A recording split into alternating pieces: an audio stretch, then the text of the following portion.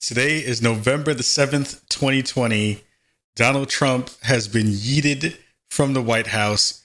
You raggedy, sloppy ass bitch. Spawn On Me is the premier podcast spotlighting people of color. Every week, we talk news, what we've been playing, and tell you who's invited to the cookout. Our show is all about talking about gaming through a prism of blackness because we are the culture. Welcome to Brookago, y'all. What the deal be, Brookago? Yo, this is Kahlief Adams. This is the Spawn On Me podcast with Kahlief Adams here on Fanbyte Media Network. What the deal be? I hope you're all doing well. Today is an amazing day. I am extremely excited. I am very, very happy. I am ecstatic. I am overjoyed. I am relieved. I am, I have hope, and that is a thing that is needed. And if you have not heard, this is going to go up on Monday. I'm recording this on Saturday. Joe Biden and Kamala Harris have won the White House, and I am fucking hyped about getting things back to a reasonable space in a reasonable state in all the things that we understand to be whatever the hell this American experience is supposed to be. You know what I mean? Like, I am at a point now where I don't even know. I don't even know what to do with my body. I don't know what to do with the energy I have in it. I don't understand what I'm supposed to say in ways that don't feel, elated in both the most unreasonable ways, but it also just feels like, at least for right now, until whatever the hell happens whenever Biden gets into office and Kamala Harris do what they need to do, that for the first time in a whole year, or at least in the past 4 years, I've been able to feel like there's even some light at the end of a tunnel. It feels like, at least for now, I'm seeing people in the streets celebrating all across the world right now. I'm seeing people all over, across the continent, jumping for joy, screaming in the streets, playing music like it is the best block party on the planet right now.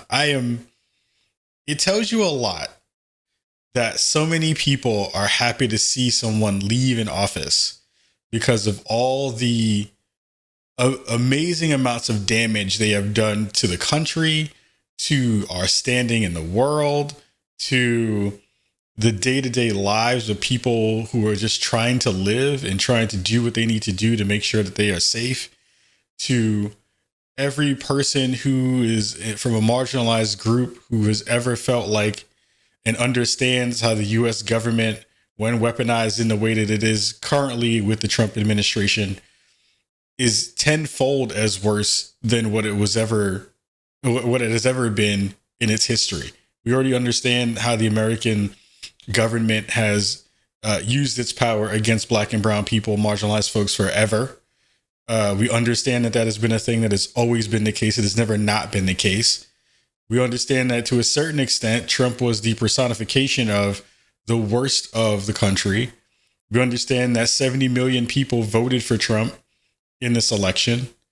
We understand that for whatever reasons that they did, racism, economic anxiety, as I put up air quotes about that stupid shit, and everything in between that caused these people to vote for a fucking monster twice, we still have to live and coincide and co-reside with these people. Those people are not going anywhere. Those people are embedded into this country like the soil is underneath our feet. That is the thing that we have to continue to try to figure out how do we reconcile with. We as a country have to try to figure out how to either move past these folks, get them out of our way, or do what we need to do in a bigger, broader coalition to use our voices to fight against these people in more profound ways, because the curtain has been removed in the past 4 years. There was a curtain there where people had niceties. There was a curtain there where people felt like they had to go into hiding to be bigots and be bigots in broad, super public, profound ways. That stuff is gone. We're not in a place anymore where that layer of conversation is there anymore. People are loud and proud in their bigotry and their racism and their sexism in their transphobia, in their, in their homophobia, in all the things that we as Brookago residents and as people who are reasonable liberals, progressives, all those kinds of folks, push against every day with everything that we say and everything that we do. We still are in a country that is deeply divided. We are in a country with people who would destroy you, literally destroy you, if they had the chance, because of all the dumb shit that's been put into their minds from conception. I watched I Am Not Your Negro this past week, right before Election Day. And James Baldwin had lots of different conversations about why it was important to, build into the conversation about like what America does to people and why it's something important for people to understand and why those things are, the foundation for lots of things that we have to think about from a conceptual standpoint and from a literal standpoint of like how people are treated and how the country understands us as people. And even the, if you remove the United States from the conversation in a larger way, just what anti-blackness is in its rawest form. It is a thing that is not just here in the United States. It is a thing that is not just, born from our Constitution. It is not a thing that is born from the way that we govern and all the people who are our constituents in this country. There is a level of malevolence that goes along with racism that comes from literally nowhere. And I think that that's the thing that we have never reconciled as a race, as a people, as a species, that we don't understand, and I still don't understand where this sentiment comes from besides the imagination of white people. And it's a thing that was born from that. It's a thing that continues to be perpetuated in those spaces, that has proliferated throughout other people, other cultures, and other spaces.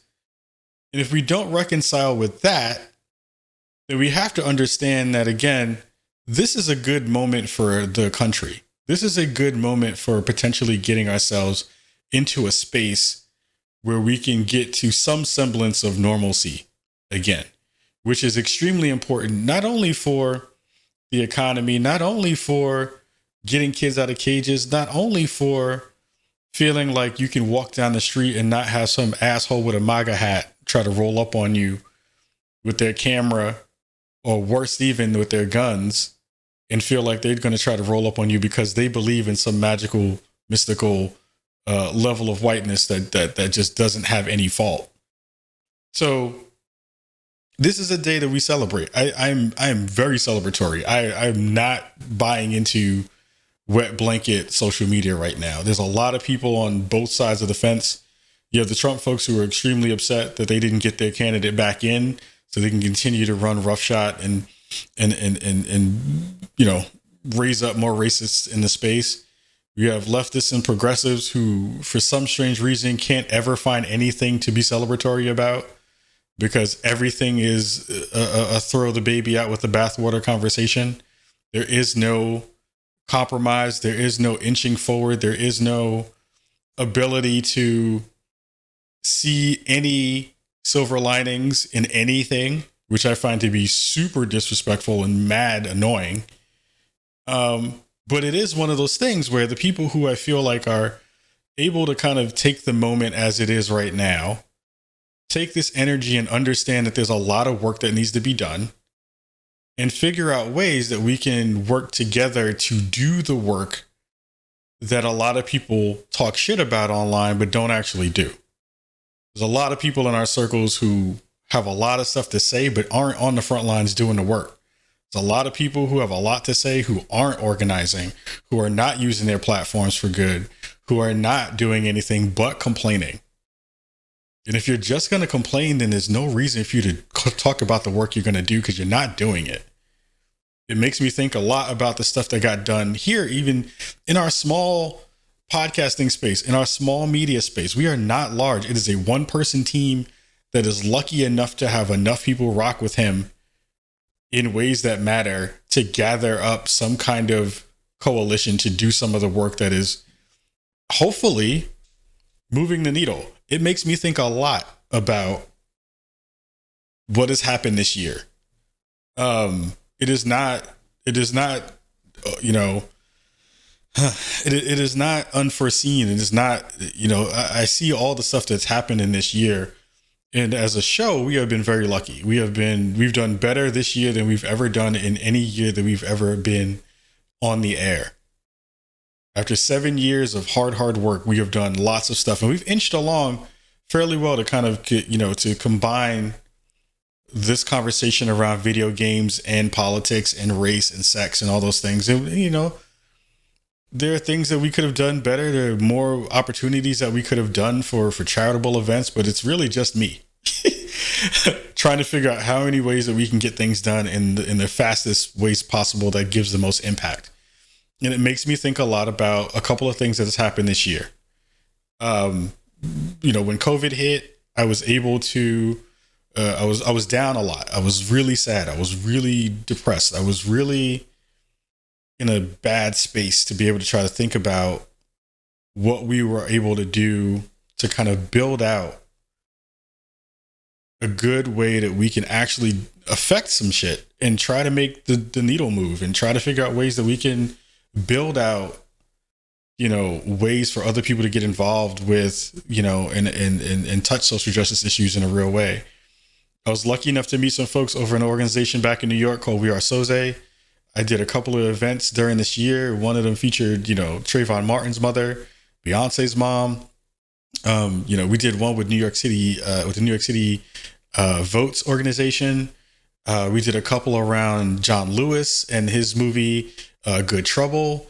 You know, I've produced a bunch of different shows on the back end this year because of that stuff, and learned a whole bunch of things and put more tools in my toolbox for that kind of stuff. And it really gave me the ability to think about, from a bigger standpoint, like what gaming and activism looks like. What does it actually mean? No, it's not just an extra live stream.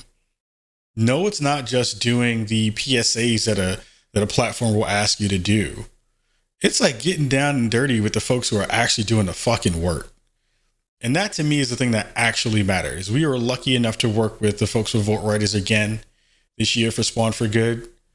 You know, massive love and shout out to my partner in crime, Sterling McGarvey, for bringing those people into my life and letting me see that was a platform that needed to be, you know, showcased and shown off and work be done there.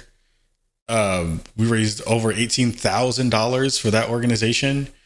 And that organization was heavy in the streets with getting voters to the polls this year for this election.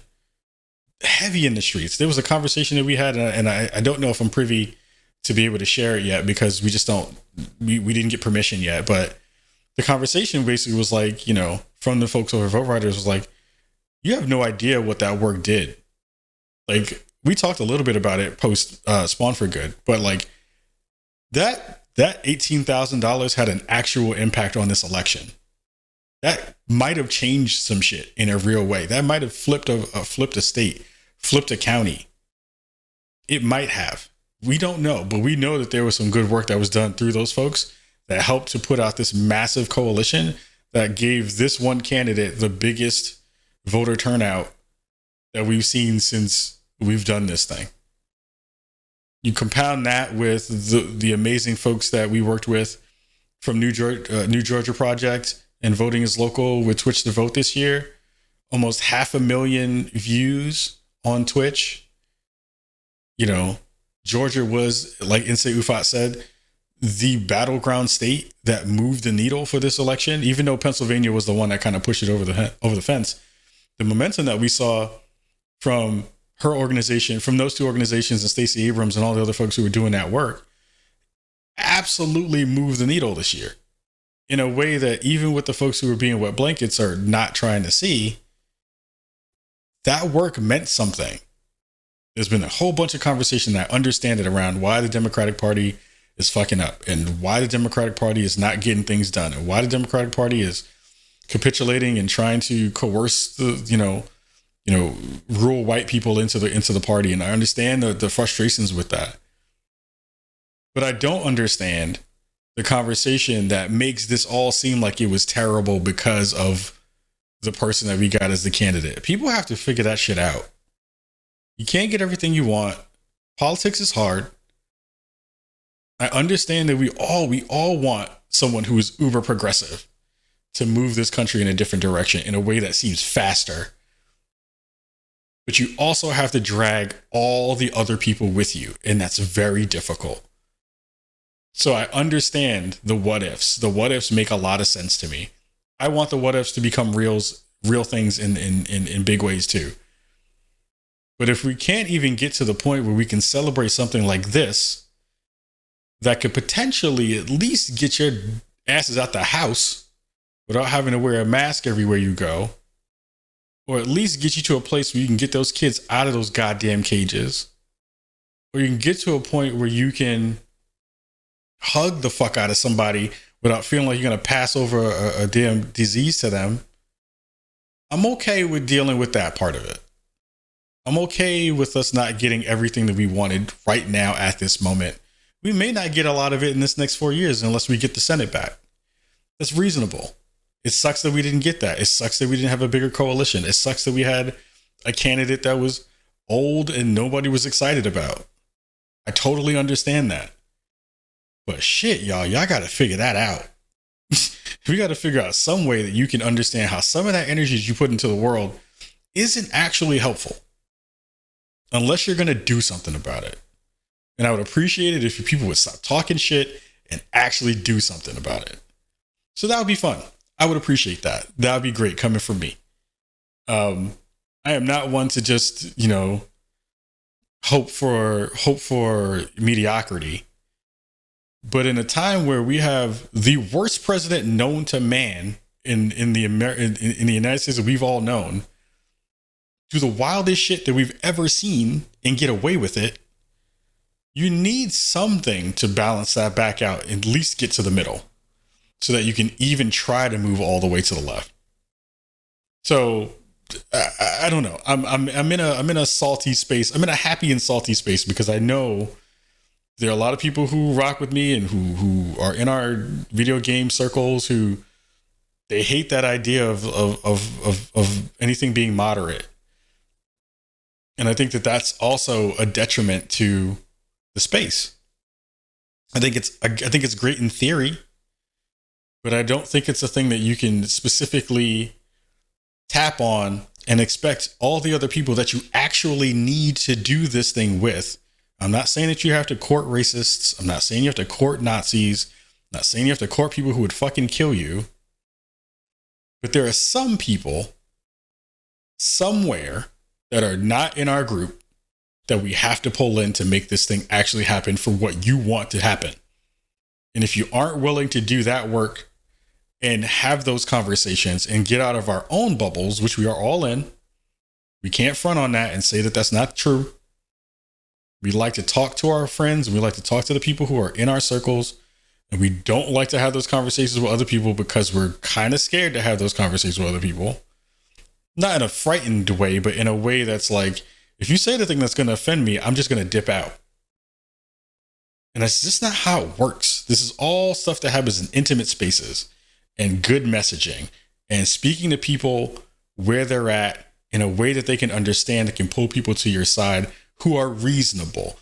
Again, this is not for the people who are assholes. This is not for the people who are racist. This is not for the people who are, the scourges of the earth that we know them to be. But there are people who you can have those conversations with, who you can persuade if you have the right messaging and you have the right conversations with them, to let them understand that some of the things that they care about are some of the things you care about too.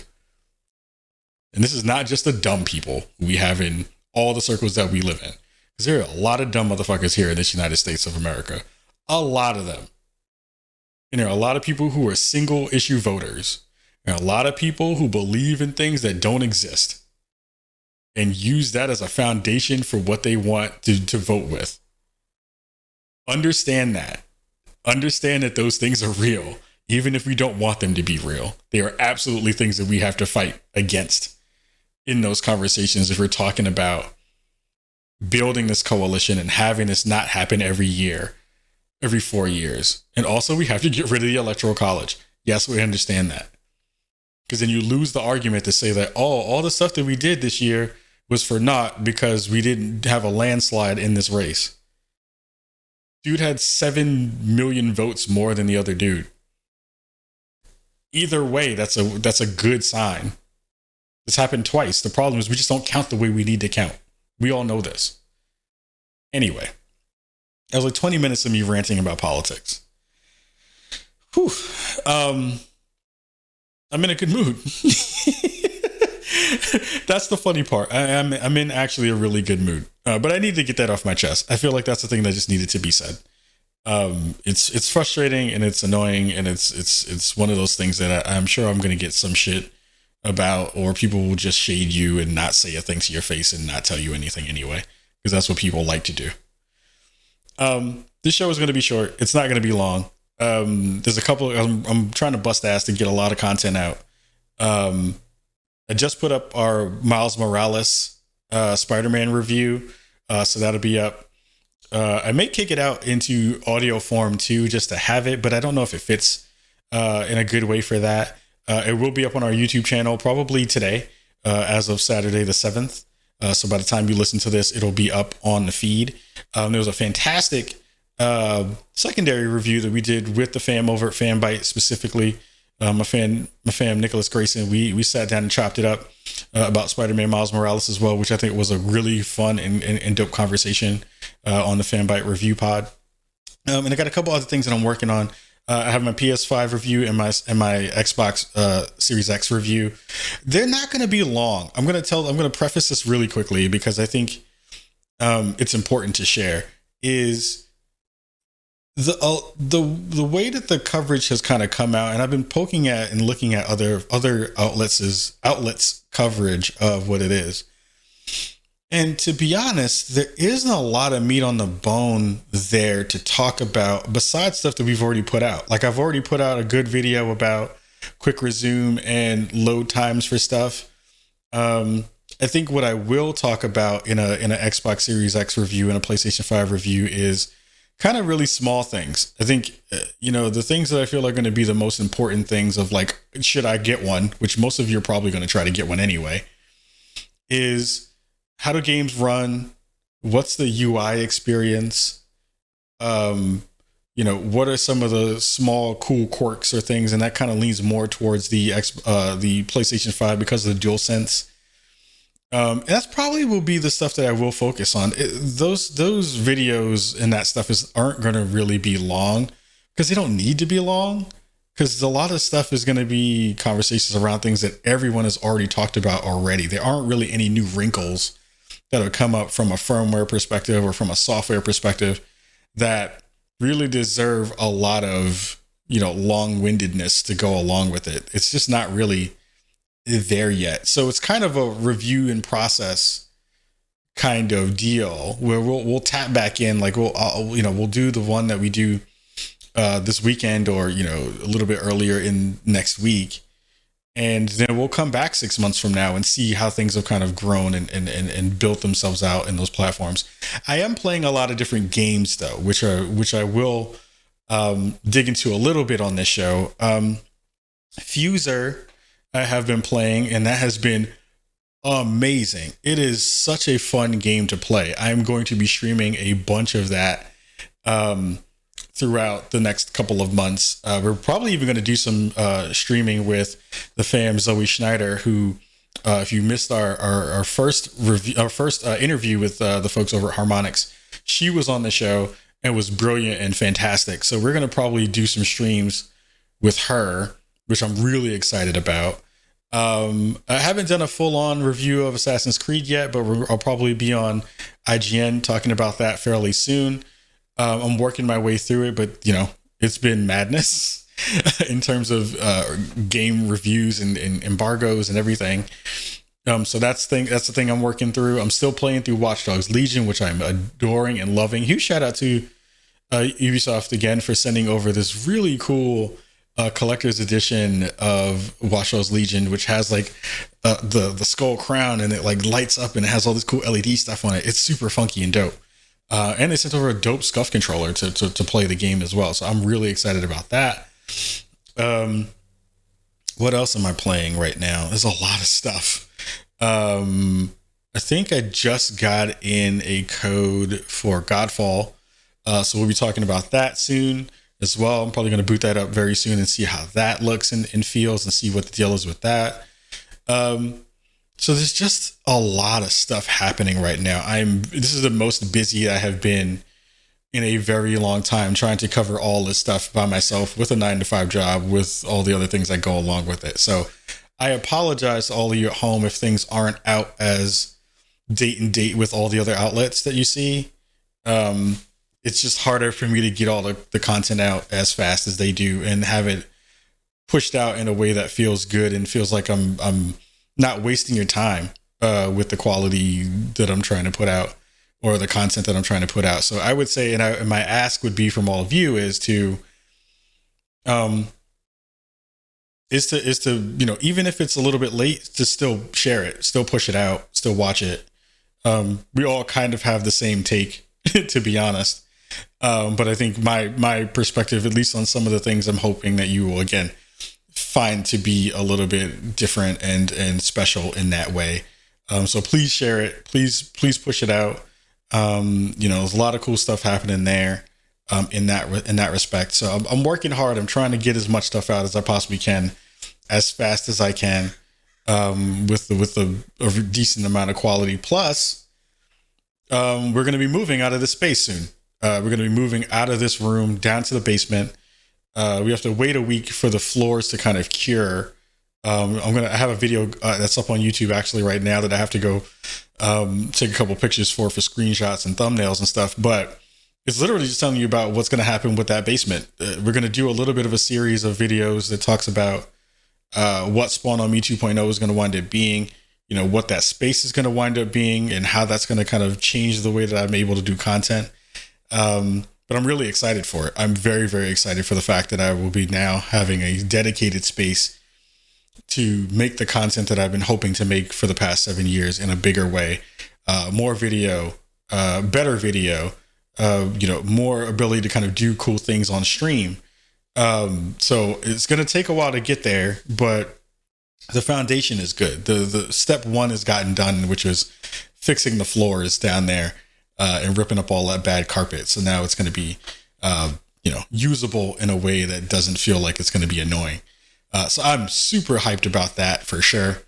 We also have been thinking about, and I've been talking about this with the folks from Fanbyte about breaking Ask Ka Anything out into a separate show. Something that we maybe do bi-weekly in addition to the normal Spawn on Me shows. That really is dependent on all of you at home about how much you submit to our speakpipe.com/spawnonme voicemail box. I really do love doing that segment. And I think breaking it out into a show where we take one topic or two topics a week and just talk about those specifically feels better and fits better into the format of the show than where we currently have it. It feels like it's always a little bit rushed and it kind of gets thrown in. And I don't really like the way that feels. So I want to see if I can break it out, at least to see if we can get one or two per week and then build up and bank those things so that we can put those shows out in a reasonable and good way. So yeah, I'm 2021 is going to be fun. Like 2021 is going to be really interesting for us. I feel like we still have really good momentum. We have so many brilliant and good people around us who are infinitely willing to help and to share good information and to help us grow and to impart knowledge and all that stuff feels really fantastic. And also I feel like we're in a pivot point where we can start to do more things with the help of other orgs and other people and, some tech partners, which we're going to need for the basement. Again, if you're listening to this episode and you're in a space where you can help us get some PCs, some monitors, some lights, some cameras, all that kind of stuff, please reach out to me. I'm very, very much so looking for help and some sponsors and some tech partners to really build that studio out into something special. And especially if you're in the Portland area, if you know any mural artists, please let me know, because I'm dying to put a big old fat Spawn on Me logo in my basement. And I need someone to do that so it doesn't look like me with some Crayola, some Crayola crayons on the wall. So yeah, I think, a lot of cool stuff happening. We're really, really busy. I am extremely busy. This show got out late because I was so busy. But we have a really good guest coming up. What day is it? The 7th, in probably 2 weeks. We have a very good guest coming on. Someone that I have been dying to get on the show for at least 2 years. We're going to get on the show. It's already inked. The day has been signed up for it. We're going to put it out. It won't be live on Twitch because the recording time is a little bit earlier in the day and it's during the workday. So I wouldn't be able to do that. I'm going to sneak in that recording to get that out into the world. But it will be a thing that when I put it out during a live show, it'll probably get thrown into a live show after it's recorded. You're all going to be really hyped about who this person is. It's somebody who you should absolutely be excited to know that they rocked with us in this way. So enough teasing on that end. All that stuff is good stuff. Word. I'm going to get up out of here, get back to work, see how much other stuff I can grind out before this weekend is over, and see how much stuff we can get into the mix and into the conversation. If you have any Xbox Series X or PlayStation 5 questions, of course, next week is when all the consoles drop. So you probably won't need a lot of that information until then. I'm hopefully going to get you at least enough stuff by the weekend, by early Monday or Tuesday, so that you'll have some good stuff to poke at. But yeah, like, again, it's a really good time. Donald Trump is out of the office. We have some hope in the world. People are excited about getting back into the process. We got to try to figure out the way to get the Senate back with those 2 seats in Georgia. Next gen gaming is happening in a week, in a couple of days at this point. And I'm just really hopeful now. It feels good to be able to feel like some good energy is happening in the world.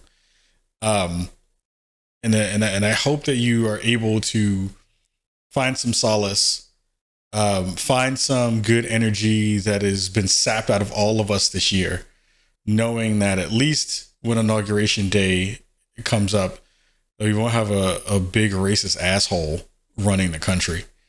Until then, I gotta say, this has been a hard year for all of you. I know it has been.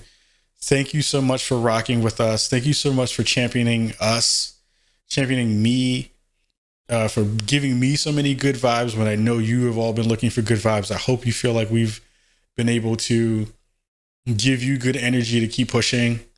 And I want to continue to do that going forward. And I think that we now have some decent momentum to be able to do that with some good perspective. And I hope that we can do that work together and make all this dope stuff happen. So massive love to you all at home. Hope you all doing well. Wash your hands, wash your butt. We still got this coronavirus to knock out of the park and fix and make it work. So please stay safe. Please do all the things you need to do to make sure you are keeping you and your family safe.